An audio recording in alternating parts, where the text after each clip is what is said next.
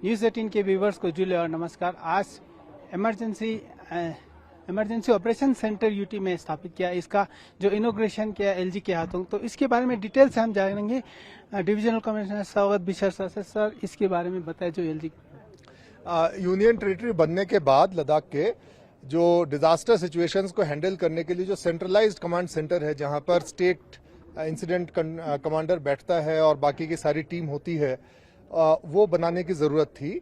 तो disaster management department ने ये इमरजेंसी ऑपरेशन सेंटर जो स्टेट या UT level emergency operation centre है उसको बनाया with all modern and contemporary facilities, electronics etcetera, and space for constant monitoring through various sources. जो भी तमाम सोर्सेज हैं, चाहे वो हमारे पुलिस डिपार्टमेंट के कैमरा सिस्टम्स हैं या अर्बन बॉडीज के कैमरा सिस्टम्स हैं, चाहे हमारे मिड डिपार्टमेंट के जो फीड्स आते हैं, सीजन एंड वेदर के फीड्स आते हैं, अर्थक्वेक के जो फीड्स आते हैं, एवलांचेस के जो सासेस से फीड्स आते हैं, और तमाम जो सोर्सेज हैं उसकी इंफॉर्मेशन को एक ही जगह पे कोलेक्ट करके देखा जाता है, कॉन्स्टेंटली मॉनिटर किया जाता है।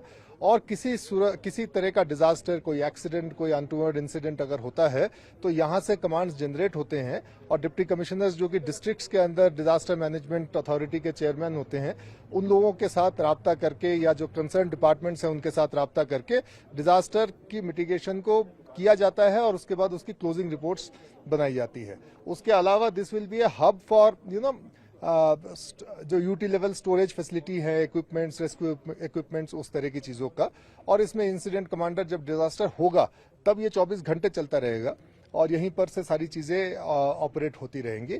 तो ये एक स्टेट लेवल अच्छा और बड़ा इंस्टीट्यूशन है जिसको आज ऑनरेबल लेफ्टिनेंट गवर्नर हमारे ब्रिगेडियर मिश्रा साहब ने इनॉग्रेट किया और सबके प्रेजेंस में। इसमें हेल्थ डिपार्टमेंट भी स्टेक होल्डर डिपार्टमेंट है, police department, union territory, DRF, NDRF, ये सारे स्टेक होल्डर डिपार्टमेंट्स हैं। फिर उसके अलावा यहाँ ट्रेनिंग एक्टिविटीज भी कॉन्स्टेंटली होती रहेंगी। जो हमारे वॉलंटियर्स हैं, चाहे वो इसके सिविल डिफेंस के हों, चाहे आपदा मित्रा के हों, तो इस तरह के जो ट्रेनिंग एक्सरसाइजेज वो भी यहाँ पर होते रहेंगे। सर, अभी एलजी के हाथों जो कुछ इक्विपमेंट भी डिस्ट्रीब्यूट किया, खासकर जहां इंटरनेट कनेक्टिविटी नहीं होगा वहां पर भी है आपको। जी। लद्दाख बहुत बड़ा एरिया है और बहुत ऐसे एरियाज है जहां पर डिजास्टर कभी होता है और मगर वहां कोई इंटरनेट कनेक्टिविटी नहीं होती है, कोई टेलीफोन या मोबाइल कनेक्टिविटी नहीं होती है।